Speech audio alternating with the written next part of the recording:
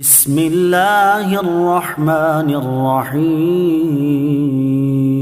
دیکھیے ایصال ثواب کچھ لوگ اپنے مردے کو، اپنے عزیز و اقارب کو یا اپنے ریلیشن میں، رشتہ دار میں جو بھی گزر جاتا ہے اور دنیا سے چلا جاتا ہے تو اس کا انتقال ہو جاتا ہے تو اس کو ایصال ثواب کرتے ہیں۔ ایصال ثواب بھی کئی طرح کا ایصال ثواب ہوتا ہے، کئی طرح سے صدقہ جاریہ سمجھ کر کچھ لوگ ایصال ثواب کر دیتے ہیں۔ یہ حضور صلی اللہ تعالی علیہ وسلم سے ثابت ہے کہ ایک صحابی حضور صلی اللہ تعالی علیہ وسلم کی بارگاہ میں آئے اور عرض کی کہ یا رسول اللہ صلی اللہ تعالی علیہ وسلم، میری والدہ کا انتقال ہو گیا ہے اور میں چاہتا ہوں کہ ان کو کچھ ایصال ثواب کروں، ایصال کروں۔ تو اللہ کے رسول صلی اللہ تعالی علیہ وسلم نے ارشاد فرمایا کہ تم ایسا کرو کہ کسی راستے پر ایک کنواں کھدوا دو، جب تک اس کنویں سے لوگ پانی پیتے رہیں گے آپ کی والدہ کو ثواب ملتا رہے گا۔ یہ حضور صلی اللہ تعالی علیہ وسلم کی حدیث پاک ہے، تو یہ ثابت ہے کہ ایصال ثواب کرنا چاہیے۔ اب کس طرح سے کچھ لوگ کیا کرتے ہیں کہ مسجدوں میں جس چیز کی ضرورت ہوتی ہے، جیسے لوٹوں کی ضرورت ہوتی ہے، صفوں کی ضرورت ہوتی ہے، یا پنکھوں کی ضرورت ہوتی ہے، اے سی وغیرہ طرح طرح کے جو بھی، یا مسجد کہیں تعمیر ہو رہی ہے تو وہاں پیسہ دے دیتے ہیں، کچھ اینٹیں دے دیتے ہیں یا کچھ سریا وغیرہ اور یا سیمنٹ وغیرہ، اور جب تک اس مسجد میں پیسہ لگا دیا، اگر وہ اس مسجد میں نماز ہوتی رہے گی تو تب تک اس ایصال ثواب کرنے والے جس مردے کے نام سے وہ ایصال کیا گیا ہے تو تب تک اس میں نماز لوگ پڑھتے رہیں گے جب تک اس کو ایصال ثواب پہنچتا رہے گا۔ یعنی لوٹے رکھوائے ہیں تو جب تک لوگ اس لوٹے سے وضو کرتے رہیں گے تو اس کو ایصال پہنچتا رہے گا، ثواب پہنچتا رہے گا مردے کو۔ یا کہیں پر بھی کوئی ایسا کنواں یا نل لگوا دیا ہے تو تب تک اس سے لوگ فائدہ اٹھائیں گے یا پانی پئیں گے، پیاس اپنی بجھائیں گے، تو تب تک اس مردے کو اس کا ثواب اللہ تبارک و تعالیٰ پہنچاتا رہے گا۔ اور سب سے مین بات یہ کہ لوگ کو ابھی صحیح طریقے سے پتہ نہیں ہے کہ قرآن شریف پڑھ کر کس طرح سے ایصال ثواب کیا جائے۔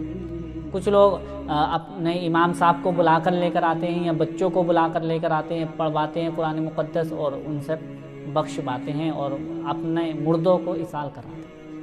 تو آپ لوگ بھی بہت آسانی سے اس کو کر سکتے ہیں۔ کیا ہے کہ آپ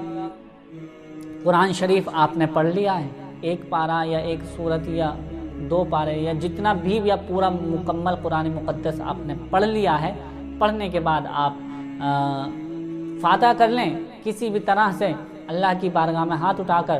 پروردگار عالم، میں نے جو پڑھا ہے قرآن مقدس کی تلاوت کی ہے، اس میں پڑھنے میں سننے میں جو بھی غلطی ہوئی ہو اسے معاف فرما کر اپنی بارگاہ میں قبول فرما، اور جو بھی غلطی ہے اس کو معاف فرما کر اپنی بارگاہ میں قبول کر لیں۔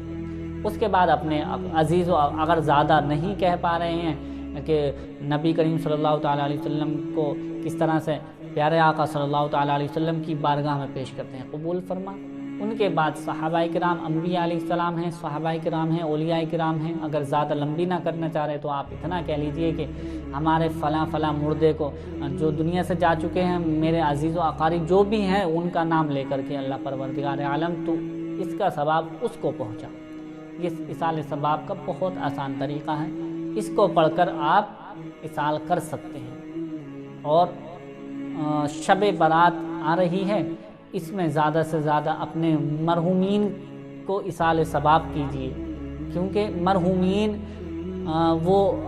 انتظار کرتے ہیں کہ کب میرے عزیز و اقارب مجھ پر قرآن مقدس کی تلاوت کر کے یا